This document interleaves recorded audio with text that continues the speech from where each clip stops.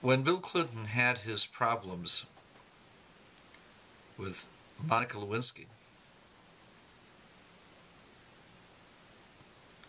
famous actress and singer Barbara Streisand said about that, she's a Democrat, he wasn't elected Pope, he was elected President. That was her comment regarding Bill Clinton's extramarital affairs. Now, I'll preach to the choir. But why are we so upset? What difference does it make if the president or if Anthony Weiner do things that are extracurricular, ultra marriage, ultra outside of his life with his wife? Why can't he enjoy his life to the fullest? He can do what he wants. He has freedom of choice. And so does Bill Clinton. The reason why people were upset was not because he did what other men wish they could do. It's not the reason.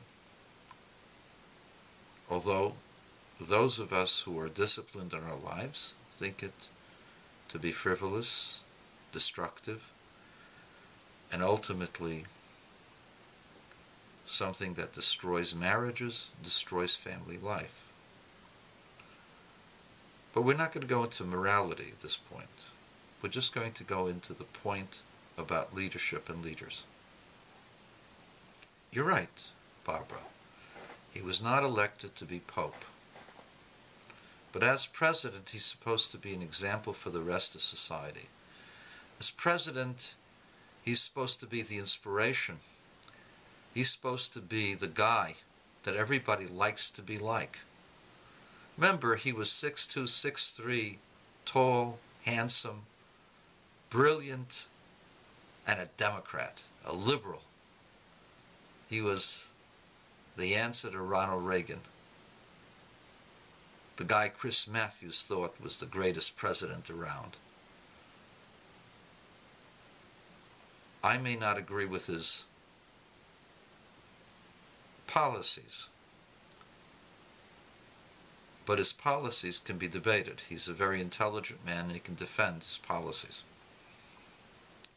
But when you are the guy, the man that women ogle over, that boys are supposed to want to be like, when you're that man, you hold a lot of responsibility. You set examples for the country and for youth. And the example he set was a very bad one.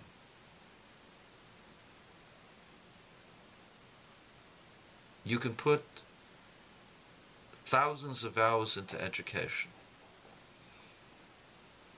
One snide remark can undo what hundreds of lessons have done.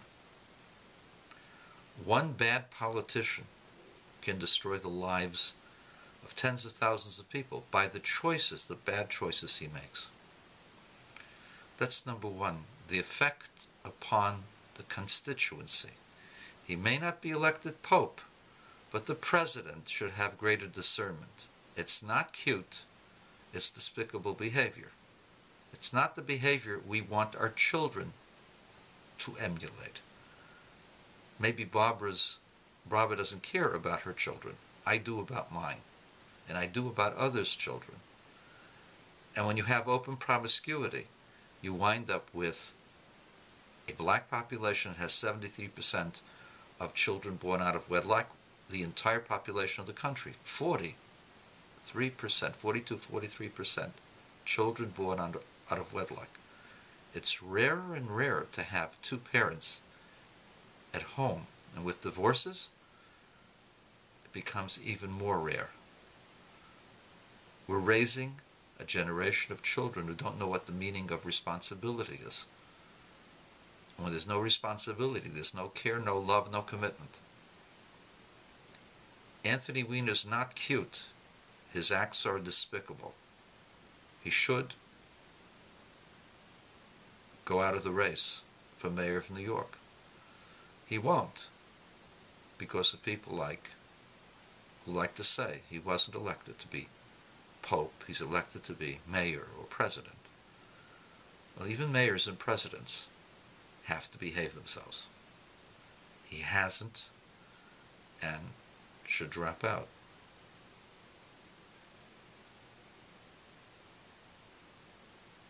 Private lives should be private, but when you're in the public eye, you need to watch yourself that much more. Another point,